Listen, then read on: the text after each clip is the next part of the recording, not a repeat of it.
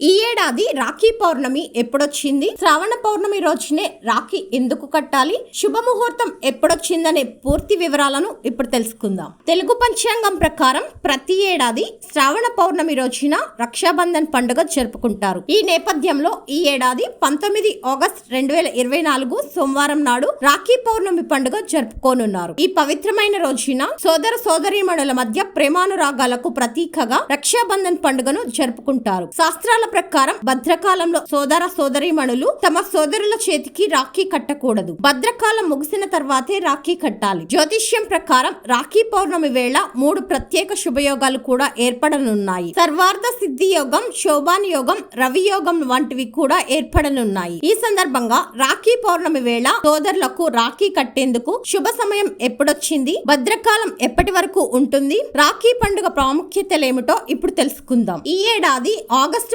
19వ తేదీ సోమవారం ఉదయం శ్రావణ మాసం శుక్లపక్షంలో పౌర్ణమి తిథి తెల్లవారుజామున 3:04 ప్రారంభమవుతుంది. అదే రోజు రాత్రి 11:55 ముగుస్తుంది. ఈ నేపథ్యంలో సోదరులకు రాఖీ కట్టేందుకు సోమవారం మధ్యాహ్నం 1:30 నుంచి రాత్రి 9:08 వరకు శుభ సమయంగా పండితులు చెబుతున్నారు. మధ్యాహ్నం 1:30 నుంచి మధ్యాహ్నం 3:39 వరకు మరింత ప్రత్యేకంగా ఉంటుందని పండితులు చెబుతున్నారు. శాస్త్రాల ప్రకారం భద్రకాలంలో ఎలాంటి శుభకార్యాలు జరుపుకోకూడదు. రక్షాబంధన్ రోజున భద్రకాలం ఉంటే రాఖీ కట్టుకోకూడదు. ఈ నేపథ్యంలో భద్రకాలం ఆగస్టు 19 సోమవారం మధ్యాహ్నం 1:30 వరకు భద్రకాలం ఉంటుంది. అందుకే ఈ సమయం పూర్తయ్యాకే రాఖీ పండుగ జరుపుకోవాలి. అంటే సోదరులకు మధ్యాహ్నం 1:30 తర్వాతే రాఖీ కట్టాలి. రాఖీ పౌర్ణమి రోజున 3 ప్రత్యేక శుభయోగాలు ఏర్పడనున్నాయి. అందులో సర్వార్థ సిద్ధి యోగం, రవి యోగాలు ఉదయం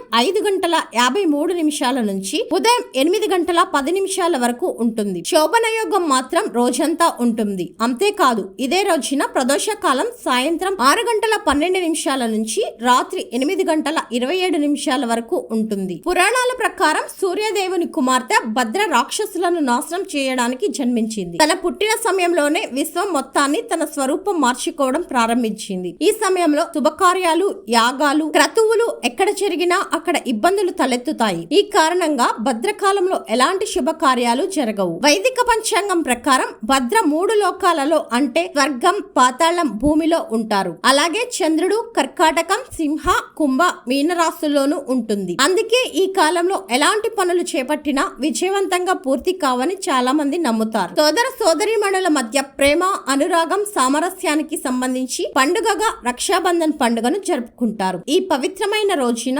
సోదరీమణులు తమ సోదరుల చేతికి రక్షా సూత్రాన్ని కడతారు. అనంతరం సోదరుల నుంచి బహుమతులను స్వీకరిస్తారు. రాఖీ కట్టడం వల్ల తమ సోదరుడు ఎప్పుడూ తమకు అండగా ఉంటారని నమ్ముతారు. సోదరులు కూడా సోదరీమణులకు అండగా ఉంటామని వాగ్దానం చేస్తారు.